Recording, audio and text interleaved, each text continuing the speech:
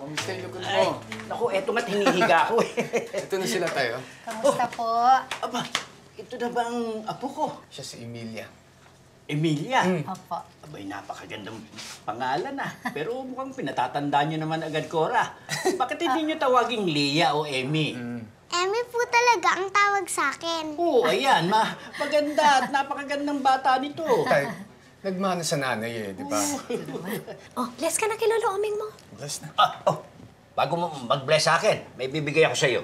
Oh. Naman! Ganda! Yun! Thank you, La. Ma! Oh, ano? O, diba? O, sige, mag-bless ka na kay Lolo Oming at Bless ka na magpasalamat sa akin. Thank Yan. you. Halika nga. Napakagandang bata nito. Alagaan mo yung dal ko, ha?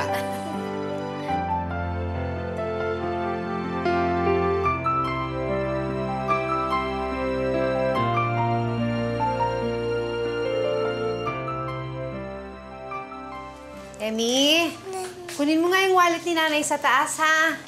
Sige na, magpapabili ako ng itlog sa'yo, ha? Sige po.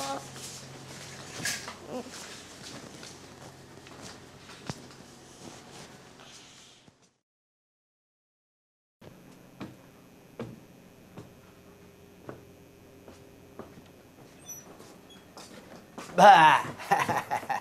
Lo, padaan! May pinapakuha sa akin si Nanay. No. O sige, halika. Tutulungan kita. Oh. Oh.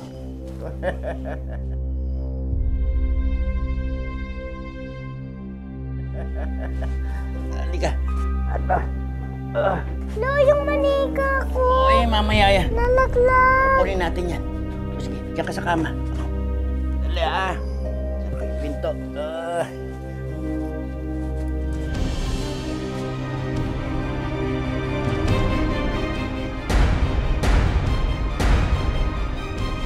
Emilia, ilang taong ka nung una kang nakaranas ng hindi nararapat mula sa step-lolo mo yun, ano, yung una mong karanasan? Ilang taong ka nun? 6 na taon po. 6 na taong ka pa lamang. Opo.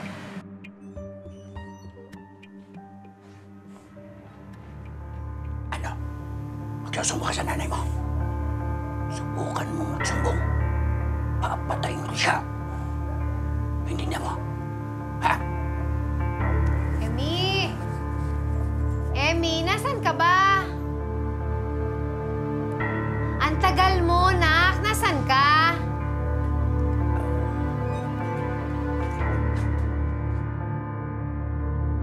Mula noong minolestya ng matanda si Emilia, ayaw na nitong humiwalay sa kanyang ina dahil siya ay nangingilag at palaging takot.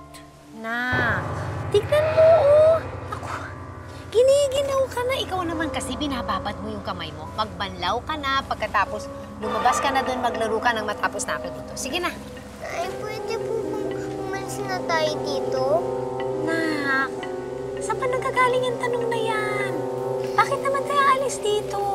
Sige na, magbanlaw ka na ng kamay. Basta, Nay. Pumunta na tayo kay Tiang Delsa.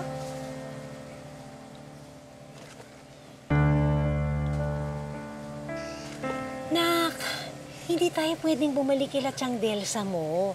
Kasi si Tatay Nilo mo at Lolo Omeng, sila na yung pamilya natin. Ayoko po, Nay. Bakit? Ano ba nangyayari sa'yo? Tignan mo, oh. Nanginginig ka na tuloy. Ikaw kasi pinababad mo yung kamay ko. Magbanlaw ka nga, sige na. Maglaro ka na sa labas para matapos na ako dito. Sige na.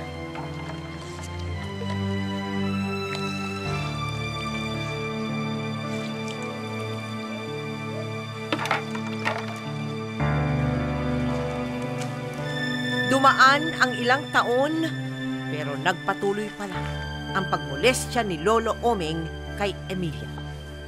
Hindi nakapagsumbong si Emilia sa ina dahil natatakot siyang makatotohanin ni Omeng ang kanyang banta na papatayin niya si Cora.